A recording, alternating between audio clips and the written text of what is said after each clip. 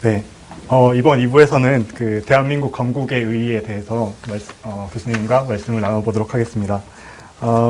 그 교수님께서 그 대한민국 이야기라는 책에서 그 대한민국의 재헌헌법의 조언을 여러 들으시면서 대한민국이 북한과는 달리 자유민주주의를 지향하고 시장경제를 지향했다라고 하셨는데 제가 그래서 북한의 재헌헌법과 남한의 재헌헌법을 비교를 해봤는데 그 두 조항이 물론 그 북한의 헌법에는 어떤 사유 재산을 인정하지 않고 일단 국가의 계획에 의해서 국민이 경제활동을 한다라는 그런 차이가 있었지만 세부적인 조항을 보면은 남한 헌법의 87조는 이제 재무역은 국가의 통제하에 둔다 이런 조항이 있고 또 88조 같은 경우는 국방상이나 국민 생활상의 필요가 있으면은 사용기업을 국유화 또는 공유화한다, 공유로 이전한다 이런 조항이 있었고요. 또 북한 헌법 같은 경우에는 국가 및 협동단체 소유를 근간으로 한다고 이렇게 돼 있지만 또 19조에 보면은 국민은 중소산업 또는 상업을 자유로 경영할 수 있다. 이렇게 좀 어떻게 보면 시장 경제적인 요소가 있어서 어떻게 이렇게 초대 재헌헌법만 봤을 때는 두 국가 간의 국가 체제 간에 크게 이념적 차이가 안 보이는데 당시에 대한민국의 건국 세력이 정말 뚜렷하게 자유민주주의나 그런 시장경제 체제에 대한 확고한 신념이 있었는지가 좀 의문이 가고요. 그리고 두 번째는 이렇게 헌법에서 볼 수 있듯이 이렇게 명확하게 자기의 국가에 대한 어떤 시스템에 대한 이렇게 체제를 명시를 한 건데 큰 차이가 나지 않는데 이렇게 봤을 때는 충분히 남북 간의 어떤 대화나 타협의 여지가 있었을 걸로 보이는데 그럼에도 불구하고 이렇게 체제가 갈렸다는 것이 어떻게 보면 정말 어떤 정치적인 갈등, 자기들의 정치적 이익을 위한 갈등이 아니었나, 오히려 이념적인 갈등이었다고 그렇게 생각이 드는데 그 점에 대해서 어떻게 생각하시는지 질문을 드리고 싶습니다. 예, 대단히 중요한 유익한 질문을 해주셨는데 우리 재헌헌법을 읽어보면은 그는 이제 헌법학자들이 연구자들이 다 하는 이야기입니다. 크게 봐서 자유민주주의와 시장경제 체제를 지향하고 있다 하는 그 점에서는 이의가 없습니다. 개인의 자유와 여러 가지 각종 그 자유를 국민의 기본권으로 인정을 하고 있고요. 또 무엇보다도 경제활동과 관련돼서 이 재산권을 보장을 한다고 했으니까 크게 봐서 자유민주주의와 시장경제 체제를 지향하고 있다 하는 그 점에 대해서는 다 공감을 하고 있습니다. 그리고 북한 헌법도 크게 보면은 공산주의, 사회주의를 지향하고 있는 큰 지향, 이념적 지향에서는 명확하게 차이가 있습니다. 차이가 있는데 그러나 세부적으로 들어가게 되면 방금 이야기하게 된 대로 여러 가지 비슷한 데가 많이 발견이 됩니다. 이 헌법이라는 것은 아까도 국가라는 것은 수천만 살아있는 사람들의 정치적 협약이다 했는데 그 정치적 협약을 문서화한 거죠.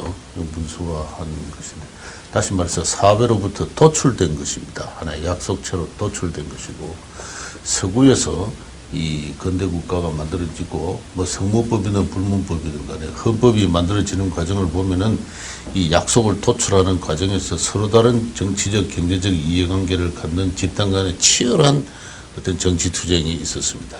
그 치열한 정치 투쟁의 결과 서로 합의한 거예요. 합의해서 헌법이 만들어진다고 본다면은 우리 한국의 헌법은 그런 헌법이 아닙니다. 그래서 도출된 헌법이 아니고 헌법학자들의 표현에 의하면 개수된 헌법입니다. 남의 나라 헌법을 참조해서 개성해서 받아들여서 개성한 사회에서부터 도출됐다기보다도 바깥에서 들어온 거죠. 이게 우리 헌법의 중요한 특징입니다. 그래서 헌법도 이 헌법의 제정도 이 건국의 주체들이 정치적 주체들이 명확하게 성립하고 이들이 여러 상이한 정파들의 이해관계가 걸려가지고 거기서 경론을 벌려서 만들어진 것이 아니라 헌법학자 그러니까 공법학자 유진호 씨에게 부탁을 한 겁니다. 그럼 유진 씨는 자기 혼자 할 수 없으니까 식민지기에 고등문관 시험을 패스한 젊은 법학 엘리트들을 모아가지고 자기 집에서 그게 몇 달간에 걸쳐서 초안을 만들어낸 거예요. 그때 독일의 바이마르 공화국의 헌법을 가장 중요하게 참고를 했습니다. 크게는 프랑스, 미국 이런 헌법을 참조하면서도 당시 세계적인 사조는 자본주의고 사회주의고 간에 다 수렴한다. 하나의 체제가 수렴하는, 그래서 자본주의도 대공황을 맞아서 체제 모순을 수정해서 수정 자본주의로 가야 된다 하는 이런 큰 어떤 그 세계적인 사조 위에 그걸 잘 반영한 게 바이마르 헌법이니까 유진호 선생은 그 바이마르 헌법을 토대로 해서 기본적으로는 자유민주주의 국가체제 위에 바이마르 헌법적 사회 경제정책을 그 헌법에다 많이 집어넣은 겁니다. 그렇게 해서 소위 말해서 젊은 도탁도들 엘리트들의 페이퍼워크로서 작성된 헌법이에요. 이 사회적에서 도출됐다기보다도 그러한 그 헌법이기 때문에 굉장히 그 이상적인 요소가 많습니다. 세계에서 제일 좋은 건 다 갖다 놨습니다. 다 갖다 놔가지고 그런데다가 그 헌법이 국회 본회의안에서 축조 심의되는 과정에서 현장에서 적석도 아이디어들이 발휘가 됩니다. 예를 들어서 지금 여기는 지금 김군은 이야기하고 있지 않지만 가장 사회주의적 요소가 강한 조항이 헌법 몇 조입니까? 80몇 조인가? 거기 보면은 노동자들은 기업의 이익을 균점할 권리를 갖는다. 이거는 사회주의예요, 사회주의. 그런데 그걸 발의한 국회 본회의에서 발의한 의원의 그 속기록을 보면은 그렇게 되어 있어요. 지금 우리가 북한 공산주의하고 체제 경쟁을 하고 있는데 우리가 사기업의 이익을 기업가가 독점해서는 이 체제 경쟁에서 이길 수 없으니까 노동자들에게도 기업의 이익을 균점할 권리를 줘야 됩니다 하니까 그 자리에서 옳소 그렇게 해서 동의안이 성립해가지고 그래서 재청이 나오고 그래서 가부 투표를 묻으니까 그 통과된 거예요. 그런 식으로 헌법이라는 게 적석에서 만들어지고 조항이 첨가되고 이렇게 했습니다. 바로 그 과정에서 지금 방금 이야기한 대로 사회민주주의적 요소가 광범위 들어가 있고 그것을 가지고 오늘날의 헌법 연구자들은 당시의 그 세계 정세, 그리고 남북 간의 체제 경쟁, 그리고 무엇보다도 조금 전에 지적한 대로 당시에 재원 의원들이 자유민주주의가 뭔가에 대한 철저한 이해가 없었습니다. 그들은 감성적으로 대부분 민족 사회주의자들이었습니다. 민족 공동체, 모두가 자유롭고 평등하게 사는 민족 공동체의 성립을 꿈꾸고 그런 면에서는 다 철저한 자유주의자라기보다는 일종의 민족 사회주의자들이었다 하는 그러한 그 지적이 있습니다. 그 결과 방금 이야기한 것과 같은 그러한 일종의 그 국가 사회주의적 요소들이 광범위 그 재헌헌법에 들어가게 됩니다. 그래서 곧바로 헌법을 만들어 놓고 보니까 이제 현실적으로 시행이 불가능한 많은 요소들이 들어가 있는 걸 알게 되었습니다. 노동자들이 이익을 균점할 수 있다. 이렇게.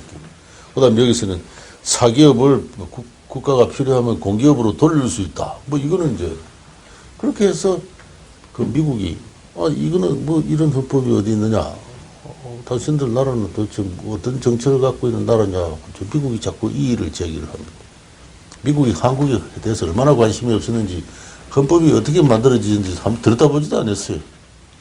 일본의 헌법은 미국이 만들어줬다고 하는데 비해서 한국에 대해서는 별로 관심이 없으니까 자기들끼리 뭘 만드는지 그냥 두고 봤다가 나중에 보니까 이상한 헌법을 만들어 놨어요. 그렇게 해서 고치라고 이렇게 미국이 이제 소위 6.25 전쟁 이후에 원조를 주기 시작하니까 그때부터는 한국에 대해서 아주 구체적이고 실질적으로 개입하기 시작합니다.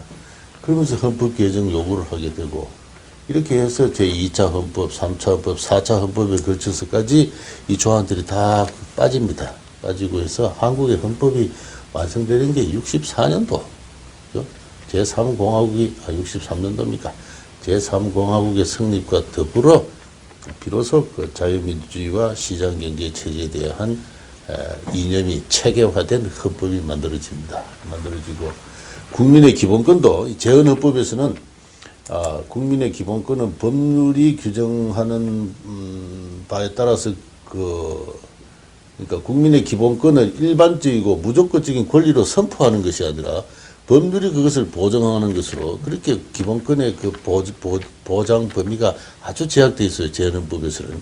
그러나 제3공화국 헌법이 되면은 국민의 기본권은 법률로 이를 제약할 수 없다. 이렇게 또 명확하게 또 이렇게 밝힙니다. 그래서 그 단계가 되어야 이제 어느 정도 실체성을 갖는 헌법이 만들어진다. 그래서 그때까지는 개수한 헌법이니까 이것이 그 역사적 구체성을 갖는 데는 시간이 걸리는 문제였다는 걸 이야기를 하고 싶습니다.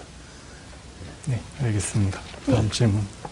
전 교수님 책을 읽으면서 대한민국 정부 정식 수립에 대한 너무 긍정적인 측면만 다뤄지고 있다는 생각을 했는데요. 좀 아무리 좋은 일이라도 나쁜 점도 있잖아요. 그리고 뭐 사람들이 그렇게 비판을 하고 교과서에도 그렇게 부정적이라고 실린 데는 이유가 있다고 보여지는데 정부 수립에 대한 좀 부정적인 측면이나 한계점을 몇 가지 짚어주셨으면 좋겠습니다.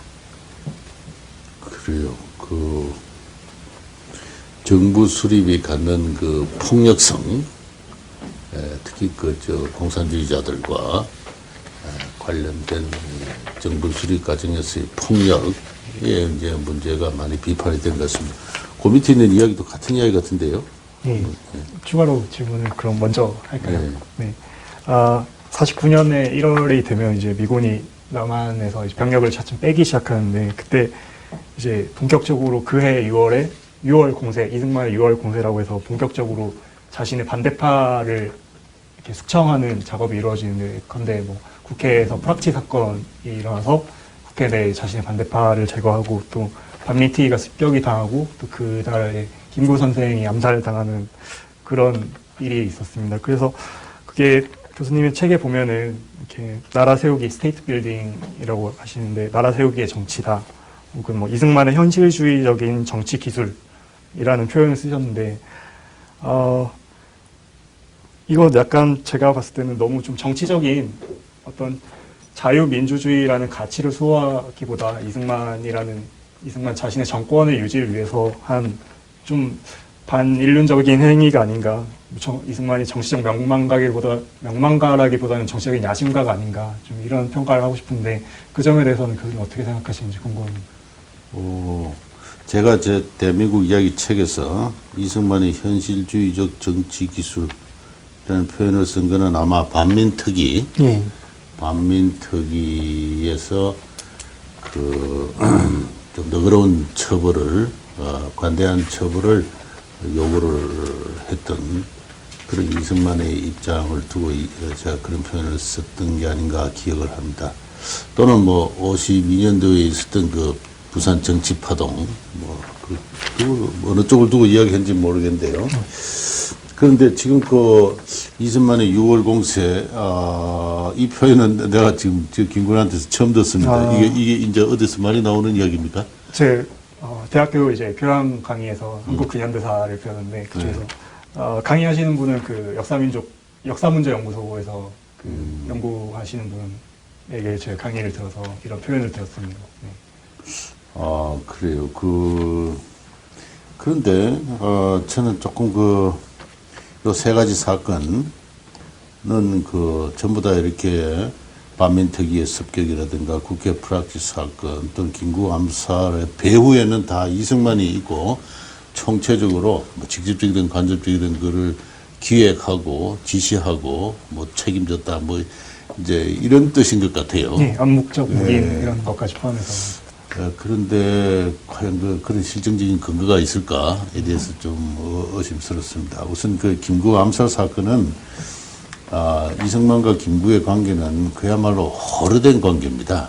오래된 관계고 이승만이 임시정부의 초대 대통령을 할 때 김구 선생은 경무부장을 했고 이후 두 사람의 관계는 굉장히 오래된 신뢰 관계로서 평생을 이렇게 쭉 같이 해왔습니다. 그리고 해방전국에서는 반타운동을 같이 했고요. 마지막에 이제 이 대한민국 성립을 바로 직전에 두고 김구가 이탈함으로써 굉장히 이승만으로서는 위기의 시대가 있긴 했는데 한 6개월 정도를 제외한다면 평생은 동지적 관계였습니다. 그래갖고 그다음에 이승만 자신은 아무리 정적이라도 그 테러를 한다든가 하는 데 대해서는 그 종교적인 거부감을 갖고 있는 사람이고, 자꾸 김구가 그런 행동을 많이 민족 독립운동 같은 것을 할 때도 아무런 오히려 악영향만 있을 것이기 때문에 그걸 극구 만류하고 했던 사람. 더구나 그 미군정에 대해서도 김구가 쿠데타를 한번 시도한 적이 있습니다. 그럴 때도 이승만이 당시 미국에 있었는데 46년 후반인가 그걸 극구 이렇게 만류합니다. 그래서 이승만은 결코 그 폭력 노선과는 그 거리가 있었던 사람이다. 그래서 저도 개인적으로는 오랫동안 아마 김구를 이승만이가 암살했을 것이다 생각했는데, 그거는 이승만을 잘 많이 연구한 사람, 김구를 많이 연구한 사람, 전문가들의 이야기를 들어보면 전혀 그렇지 않고, 김구 선생이 대한민국 건국 노선에서 이탈을 했지 않습니까? 이탈을 하고 북한에 올라가서 남북 협상을 벌이게 되고, 결국은 북한의 입장을 강화시키는 역할을 하고, 그러다가 대한민국이 수립되었을 때 끝까지 또 동참을 하지 않습니다. 하지 않고 마지막 상해 임시정부 출신 한 30몇 분 가운데 6분이 김구 선생을 중심으로 끝까지 가장 명망 있는 정치가 중에 한 사람이 대한민국 건국에 참여하지 않음으로써 대한민국 건국에 참 상처가 많이 컸어요. 대단히 상처가 컸고, 뿐만 아니라 계속 유엔이나 국제사회에 대한민국의 승인을 취소하는 요청하는 편지를 보내고 대표단을 또 파송을 하려고 하고 했을 때 한독당의 당원들이 굉장히 당황하고 분노했습니다. 한독당의 당원들이라는 사람들은 대체로 아까 이야기한 대로 북한에서 내려온 자기 고향과 재산을 상실하고 내려온 서북 청년단 출신들이 많고, 그 사람들은 공산주의라 하면은 굉장히 본능적인 적개심으로 뭉쳐진 사람들입니다. 근데 48년 2월부터입니까? 김구가 이 대한민국 건국 노선에서 이탈하게 되니까 이 사람들이 굉장히 당황을 하고, 우리 선생님이 왜 이러느냐 말이지. 이해를 할 수가 없게 돼요.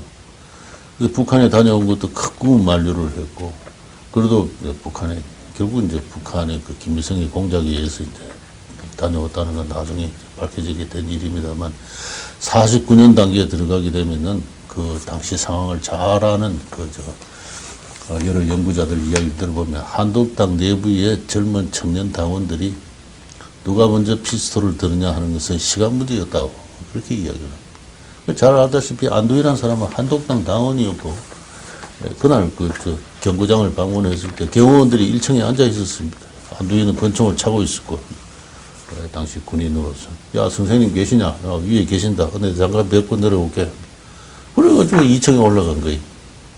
그래서 그렇게 해서 사건이 벌어졌는데, 그것은 안도희가 아니더라도 조만간 있을 수밖에 없는 비극이었다. 김구 선생은 그만큼 중요한 책임 있는 파장이 큰 정치적 행위를 했고, 그것은 그런 지으실 수밖에 없는 비극적인 선택이었다. 그런데 그 뒤에 그 사건이 대한민국에 준 충격은 지금까지도,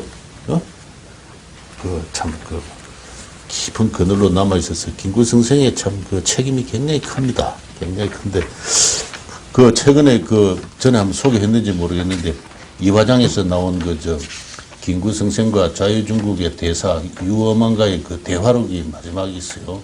이거 내가 줄 테니까 한번 읽어보십시오. 이거 보면은, 결국은 김구 선생은 대한민국의 성립에 어떤 정치적 자신감을 갖고 있지 않았습니다. 않고 북한의 늠름한 북한군의 위용에 의해서 조만간 없어질 나라라고 생각을 했고, 조만간 없어질 나라라고 생각했기 때문에 정치적으로 발을 빼고 있었고, 그 중요한 명분의 하나를 한민당 같은 이 친일파들하고 이승만이 정치를 같이 하고 있다는데 자기는 동참할 수 없다는 것. 이걸 명분으로 하고 현실적으로는 그와 같은 북한과의 정세 판단을 하고 해서 대한민국의 건국에 동참하지 않았던 거예요. 이 서류를 한번 나중에 읽어보세요. 그래서 김구성생은 김구성생대로 굉장히 그 큰 정치적 과오를 범했고, 그 당시 상황으로서는 그와 같은 그 비극은 거의 불가피했다고 생각합니다. 그래서 뭐 이승만이 지시했다는 그런 것 저는 믿지를 않고요. 그 프락치 사건에 대해서는 제가 잘 모르겠어요. 잘 모르겠는데 그러나 그 내용인즉슨 그 국회 소장파 급진적인 레디칼한 의원들이 북한과의 평화 통일 그 노선을 추구한 거 아니에요. 예. 그 당시 그와 같은 그 소장파들의 그 노선이 이승만 대통령의 그 북진 통일 노선과 명확하게 배치되는데 그와 같은 노선이 이 국회 내에서 이제 포기까지 이제 벌어지고 했을 때 남로당의 그 남한의 조직이 거기에 그 관여를 했다는 게 사건의 본질인데, 저는 뭐 더 이상 자세히 아는 건 없지만 그럴 개연성은 충분히 있다고 봐요. 그 당시에 검찰이 이게 이제 조작이냐 아니냐를 갖고 당시 그 주역이었던 그 오제도 검사가 그 살아생전에 텔레비에 나와서 막 열변을 토하던 장면을 난 지금 기억을 하고 있는데, 자기가 수사의 담당 검사였는데 도대체 이걸 어떻게 식으로 조작이라고 하느냐 하면서 굉장히 그 이야기를 열변을 토한 그런 기억을 제가 지금 기억하고 있습니다. 그래서 저는 뭐 설령 조작 상당 부분 조작이라 하더라도 사건의 기본 배경이나 큰 줄거리에서는 충분히 개연성이 있는 사건이었다. 개연성이 있는 사건이었다. 더구나 당시로서는 그 남로당의 그 국내의 정치 조직이 살아 있어 있고 할 때 북한과의 그와 같은 통일 전선의 그 모색은 젊은 정치가라면 한번 해볼 만한 그와 같은 매력적인 것이 아니었겠느냐 그런 생각이 들어서, 이것도 그렇게 뭐 완전히 그냥 억지부리로 다 이렇게 조작된 것이다 그렇게 난 또 생각하진 않아요. 알아서 그래서 반민특위 성격은 그 종로경찰서에 경찰들이 저지른 사건 아닙니까? 네. 자기들의 상관이 잡혀가니까. 예, 반민특위에 관해서 제가 네. 질문할 게 지금 하는 게 좋을 것 같아서요. 잠깐 반민특위 활동에 대해서 조금 부가 질문을 드리자면, 어떻게 보면 반민특위법이 국민의 대표자들인 국회에 의해서 이제 발의가 돼서 통과가 돼서 이제 국회에서 활동이 되는 건데,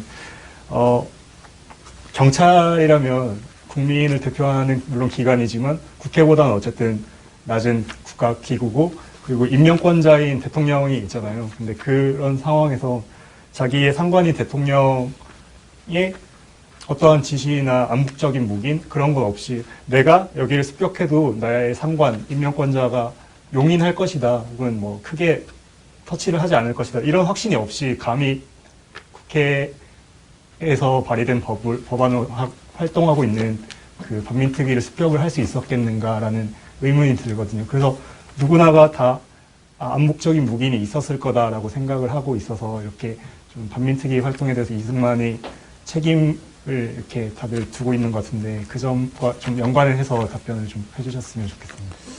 그렇죠. 근데 또 저도 더 이상 뭐 이야기할까 아는 바는 없습니다. 아는 바는 없고, 그러나 당시에 그 헌법 기구들이 지금 생각하는 것처럼 굉장히 아주 반석 위에 놓인 바와 같은 그런 튼튼한 근위를 갖고 있지는 않았습니다. 아까 헌법도 젊은 헌법학자들이 페이퍼워크로 만든 헌법이다 했던 거와 마찬가지로, 그것도 이후 자꾸 수정될 수밖에 없었던 모순을 안고 있었던 것처럼 당시의 반민특위 활동도 오늘날의 관점에서 보면 헌법적 그 권위를 갖고 행하는 국민적 조사 활동입니다만, 당사자의 입장에서 볼 때는 아까 이야기했듯이 누가 누구를 조사한단 말이냐, 자 이렇게 돼요. 더구나 이제 국회 프락치 사건에 걸렸던 노회란 의원 같은 분이 반민특위의 특별검사인데, 이 사람은 내가 전에 그 박흥식 이야기를 하면서도 조금 소개를 했는지 모르겠지만은 굉장히 뭐 북한의 프락치라고는 생각하지는 않지만은 그러나 굉장히 좌파적 성향이 강한 사람이었고, 그때 이제 조사받는 경찰의 입장에서는 누가 누구를 조사한단 말이냐, 자, 이런 식으로 반발을 할 수밖에 없는 것이죠. 그래서 헌법적 권위라는 것도 세월과 함께 이렇게 축적되는 것이지, 그 당시로서는 모든 게 두서가 없는 이 아수라장의 한 단면이 아니었을까, 저는 그렇게 생각합니다. 네, 알겠습니다. 다음 질문.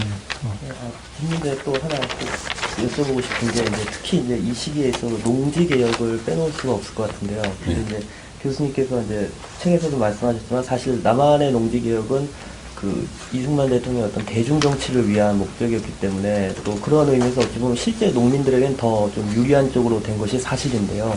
이제 많은 그 그동안의 어떤 좌파들의 비판에 의하면 북한은 이제 무상몰수, 무상분배를 통해서 다시 가난한 농민들에게 땅을 나누어줬지만 이승만은 이제 지주층에 환심을 어떤 그들과의 정치적 결탁관계 때문에 유상매수, 유상분배를 함으로써 농민들이 실제로 별로 혜택을 보지 못했다. 어떤 이러한 그 잘못된 평가들이 많았는데요. 그 교수님께서 좀 이 두 남한과 북한의 농지개혁을 좀 정리해서 평가해 주신다면 어떨지. 그래서 우리는 설령 자기가 자유민주주의라고 를 신봉하라 한다고 스스로 자처하는 사람들조차도 적어도 토지개혁만큼은 무상몰수, 무상분배를 했어야 되는 거 아니냐, 이런 생각을 하는 경향들이 있어요. 얼마 전에 어느 그 역사학자들 모임에 이렇게 갔더니 누가 그래요. 그때는 말이지 어떤 식이든 간에 적어도 무상몰수, 무상분배는 했어야 돼. 상당히 보통의 정치적 성향이 온건한 사람인데도 역사적 판단에서만큼은 마치 뭔가 폭력에 의한 사회의 근본적인 재편성을 이렇게 추구하고 지지하는 그와 같은 발언을 하게 됩니다. 그런데 무상몰수와 무상분배를 했던 모든 토지개혁은 결국은 실패했습니다. 모든 나라에서. 중국에서 무상몰수, 무상분배를 했죠. 중국의 인구가 얼마나 많습니까? 그 많은 인구에다가 n분의 1로 토지를 나누니까 농사가 되질 않아요. 농사가 되지 않으니까 할 수 없이 집단 농업을 할 수밖에 없었고, 집단 농업을 하게 되니까 결국은 사회주의 비극이 발생을 한 것입니다. 또 무상몰수를 하게 되면은, 무상몰수, 무상분배를 하게 되면은 그건 이론적으로 소유권을 지급하는 거 아니에요.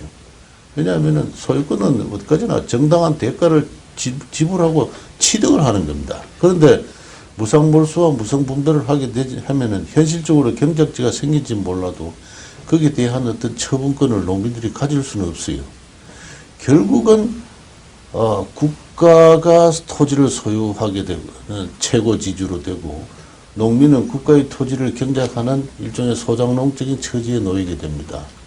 그래가지고 역사학에서는 국가적 농노제라 그러는데, 현실 사회주의는 결과적으로 무상몰수, 무상분배를 해가지고 국가적 농노제를 창출한 거예요. 이것이 이제 비극의 출발이었던 겁니다. 그래서 이 토지개혁은 적절하게 경작 가능한 범위를 초과하는 토지에 한해서 그것을 국가가 유상으로 수용하고, 그리고 그것을 현실적으로 경작하고 있는 농민들에게 또 소유권을 또 유상으로 상환하는 방식으로, 분할 상환하는 방식으로 지급함으로써 현실의 토지 경작 체제는 그대로 온전시키고 소유권만 장기적으로 완만하게 변화시키는 겁니다. 이것이 결국 가장 훌륭했던 토지개혁이죠.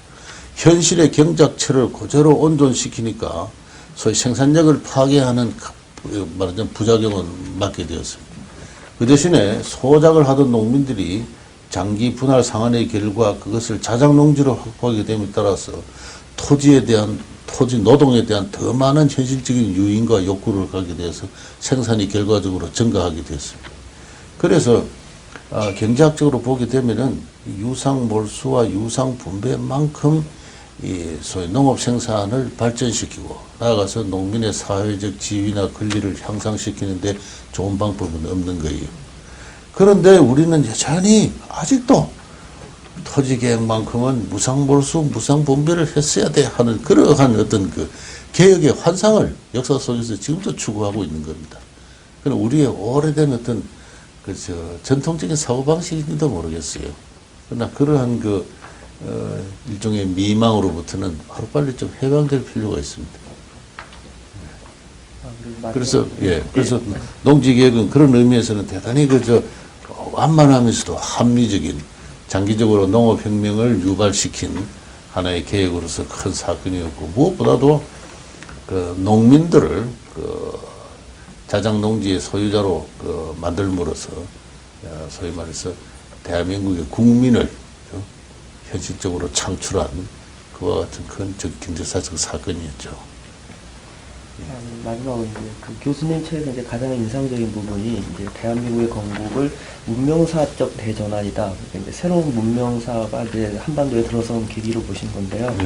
사실 이제 그 전에 소위 이제 민족주의 사관에 의하면 이제 건국이라는 것은 어떻게 보면 이제 민족의 분단의 시작이다. 그래서 굉장히 어떤 부정적이고 실패한 역사의 출발로 보는 경향이 많았는데, 교수님께서 이렇게 어떤 문명사의 대전환이라는 상당히 어떤 새롭고 좀 긍정적인 시각을 보시는 것도 역사의 주체를 어찌 보면 개인으로 보시는 교수님 특유의 어떤 사관에서 나온 것은 아닌지 여쭤보고 싶습니다. 예, 그렇습니다. 그러니까 이때까지는 민족주의적, 반제국주의 민족사관에 의해서 근현대사를 설명하다 보니까 대한민국 건국사라는 개념이 빠졌어요. 그런 말도 없었고, 그 말을 제가 좀 본격적으로 쓰기 시작하게 한 사람으로서는 그 말에 대한 상당한 자긍심을 느끼는데요. 건국사의 관점에서 우리 근현대사를 봐야 된다. 민족 분단사가 아니라, 분단의 역사가 아니라 자유민주주의 국가를 건설하고 발전시켜온 역사로서 우리의 근현대사를 봐야 되고, 심지어 일제강점기 식민지의 역사도 이 자유민주주의 국가를 세우기 위한 준비기로서 문명개화와 실력 양성파들의 역사적 성장 과정으로서 그 시기 민족 독립운동 과정을 그런 관점에서 해석하는 그러한 시각이 필요하다는 것을 제가 늘 강조를 했습니다. 그래서 바로 그런 면에서 기존의 역사를 좀 전면적으로 재편성하고 재해석해야 된다. 그러면 개인이 중심이 된 역사, 자립적 개체, 그건 바로 뭐냐? 저는 이렇게 바로 미국의 독립선언서에 나타난 인간, 그게 역시 가장 혁명적이고 보편적이고 그런 진보적인 그런 역사관으로 생각합니다. 인간은 평등하게 창조되었다. 그다음 두 번째는 인간은 태어날 때부터 누구한테도 한때도 양도할 수 없는 권리를 갖고 태어났다, 창조되었다. 그 다음에 그 권리는 다음과 같아. 그래서 자유, 생명, 행복을 추구할 권리, 그랬단 말이에요. 그래서 인간은, 자유로운 존재고, 그 다음에 가장 고귀한 가치로서 생명을 지녔고, 그 다음에는 또 행복을 추구할 권리를 가진 사람으로서 평등한 거예요. 이 세 가지 권리의 합으로서 모든 인간이 그러한 권리를 갖고 있기 때문에 평등한 거란 말이에요. 사회주의적 평등이 아니라 자유주의적 평등이죠.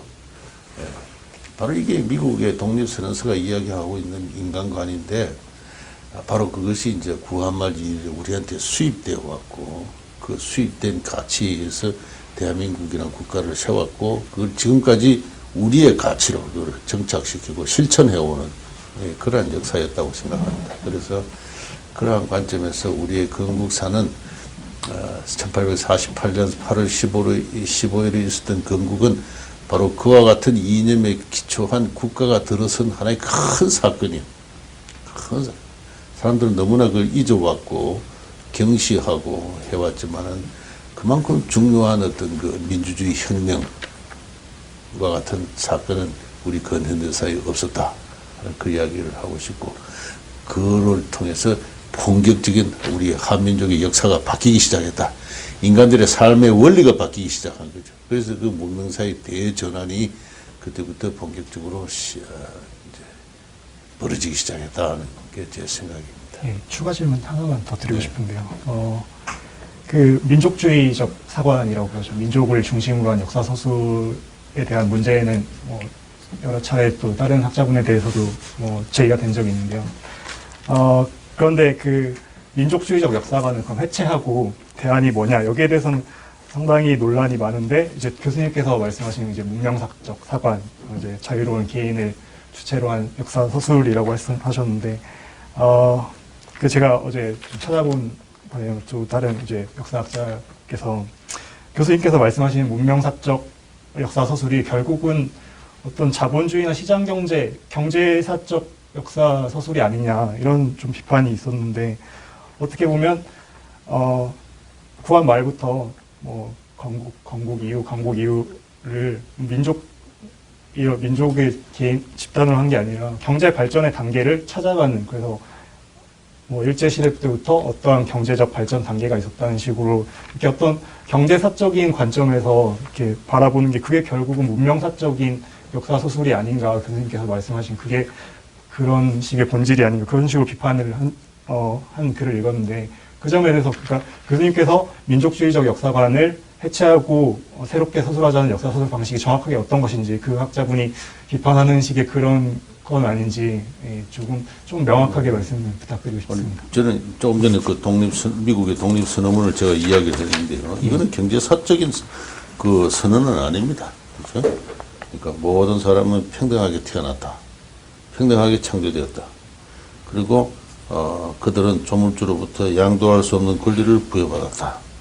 그리고 그 권리들은 자유와 생명과 행복의 추구권이다.